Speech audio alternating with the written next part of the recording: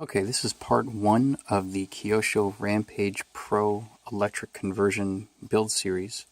So if you go back a little bit in my video history, I talked about the Kyosho Pro X and I introduced the Rampage Pro, which was basically a Nitro version of the Pro X.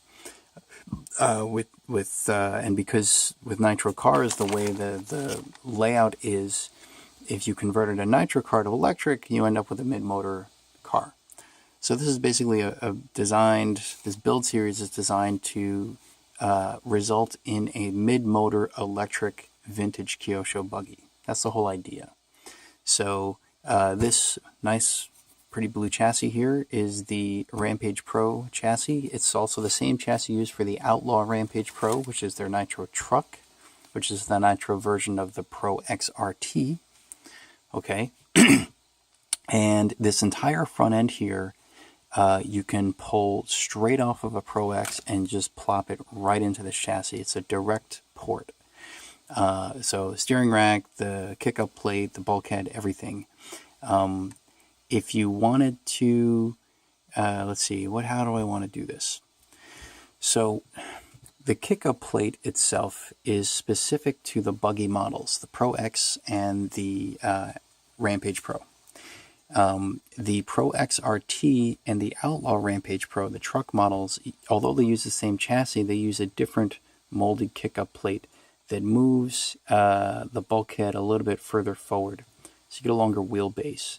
You could, in theory, use that for a buggy build, but the Ackerman steering geometry would be a little bit different because the arms would be pushed forward a bit, and the steering rack is in the same position, so you would end up with, I believe, reduced Ackerman. But otherwise, you could use that as a tuning option if you wanted to. So everything in here is mostly stock. The only differences are the shock tower. I had these reproduced in thick 3mm carbon fiber, so the towers are a little bit thicker than stock. And also, what I'm doing is using modern Kyosho ball studs and ball cups and Lunsford titanium turnbuckles here. So the modern Kyosho ball studs have a 3mm thread, and the original ball studs that came with this kit had a 2-point-something millimeter thread, so they're a little smaller.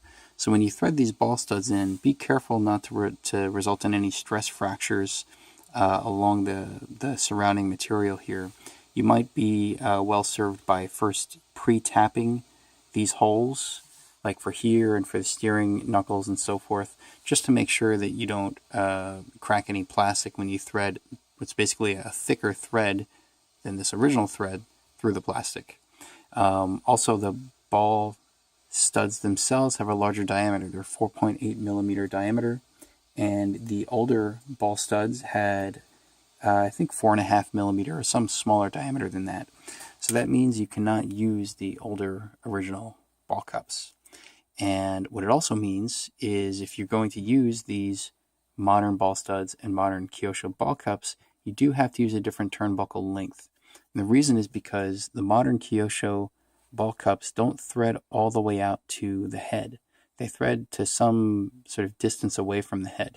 These are the medium length ball cups. If you use the standard like long or super long, they thread to a considerable distance away from the head of the ball cup. So that means you need to use a shorter turnbuckle to get the same total length. Okay, so I kind of made that mistake when I was first putting this together. I ordered turnbuckles of the same length as the tie rods that were originally included, with the original kit. And they ended up being too long because the added length of the ball studs just makes the length too long. So I reordered a shorter set of turnbuckles that, I don't know, maybe they'll be in today or sometime next week.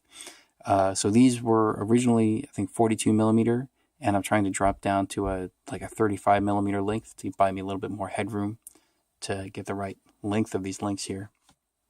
So we'll see how that turns out. In the meantime, I've been focusing on the gearbox. So this is the Kyosho SST gearbox. And this is specifically the SST gearbox designed for the Rampage Pro and the Outlaw Rampage Pro, the Nitro chassis. And the difference between this gearbox, and what you would get in a Kyosho Pro X or Pro XRT, the electric rear motor buggies and trucks, is this plate here, which you use to mount the rear shock tower. Okay, so here, if you had an electric conversion, the motor would sit here in the middle, and then, you know, with the Pro X, it kind of goes this way, and you don't have this wall here, right? And the motor mounts in the back, and you have a bulkhead that mounts the shock tower on. So this is specific to the Nitro chassis. So what I did is I had the same guy that recreated these shock towers for me, and I also have a rear tower with some interesting details I get into in a later video. I also had to make an electric motor plate, so I can actually do an electric conversion on a chassis like this, which I believe no one's ever done before. So this motor plate's also made out of 3mm carbon fiber. Should be strong enough to serve the intended purpose here. And one of the tricks that I realized with mounting this motor plate is that the gearbox, as originally designed, has the screws to close the gearbox up come in from this end, which would be the left side of the gearbox. Now, on the right side of the gearbox, the holes are a little bit smaller, so the screw threads in and kind of locks into those holes, and it tightens everything up. The problem is, if you want to mount a motor plate, you have to either thread the screws in from this side, okay, and hope everything locks up. But the problem is the tight portion of the thread is on this half of the gearbox. So if you thread the screw in from this side, you'll have a screw protruding out of this half of the gearbox, or a screw thread, but it won't really tighten on to anything here unless you put maybe a lock nut in on this side. But it would be very hard to fit it in these holes, and even if you could, it'd be very hard to grab onto it to, you know, tighten it down or even untighten it to take apart the gearbox. So what I decided to do is to get a longer screw. So for these 3 screws here, I'm using a 3x22mm length screw. This screw here just tightens into the other side of the gearbox. So that's a standard screw. That's a I think I'm using a 3x16 there. So this is a 3x22, and I just screw it all the way through the gearbox. It takes a while to do, and you get a little bit of screw thread protruding out from the outer surface here of the motor plate. And you just take a 3mm lock nut on all 3 of those screws, and you lock down the motor plate. Okay, and luckily, I had him design the motor plate so that these holes here are recessed, because we originally planned to mount the screws from this side. We wanted to have a flush screw head with the motor plate. But those recesses actually help to serve the purpose of recessing these lock nuts down a little bit into the motor plate, so you get clearance between the inner drive hub here and the top surface, or the outside there, of those lock nuts. So there's pretty good clearance there. This particular drive hub or slipper hub was meant for the Nitro chassis. Okay, that's why it looks a little bit strange. This whole width here is designed to fit basically a mechanical brake onto it. But we're not going to use it for that. We're going to use it for an electric car. So all I really need it for is to hold the slipper pad. So I'm going to mount, you know, the rest of the slipper clutch, get that all done, and then I can play around with, you know, different spur gear sizes and pinion gear sizes to see what fits right. Because again, this wasn't meant for electric cars, so I'm not entirely sure what combination of gearing I need in order to achieve any type of mesh between the pinion and the spur.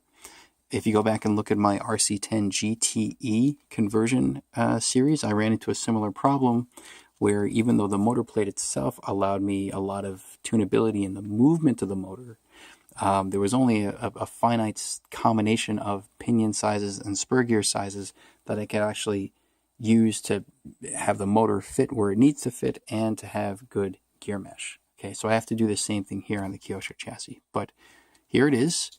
This is your SST Nitro Gearbox for the Rampage Pro and the Outlaw Rampage Pro truck. It's the same exact gearbox.